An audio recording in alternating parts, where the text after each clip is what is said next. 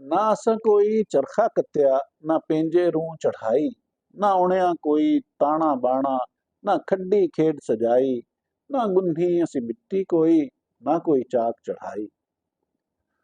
ना असी कोई काले चम ते रीछी सीना पाइयां, ना असी डोले मच्छी सिर ते वदाणी सट्टां लाइयां, ना ऐनक पेंसिल रंदे राही गेलियां चमकाइयां।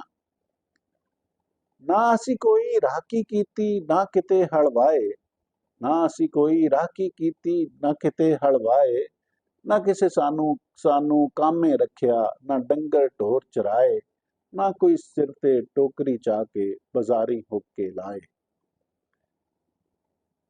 ना सिखर दोपहरी बल्दी बूथे सूए दुपट्टे रंगे, ना असी कोई किंग वजा के पिंडां दे पिंड मंगे, ना असी कोई चिमटा सिखिया हीर पढ़ी ना गाई, ना किसी पेड़ न मेले उत्ते झुमर कत विखाई, ना असी रब दे नेड़े होए ना कोई बांग अलाई।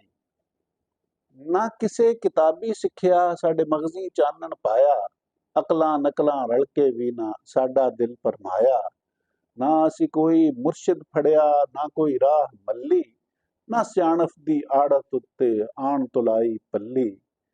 खौफ वहम दी हट्टी उत्ते खाते लम्मे होए, तमाशा बनन दे डर ने अजब तमाशे छोए। जी उजड़िया वसिया कई वारी, असी ना हसे ना रोए।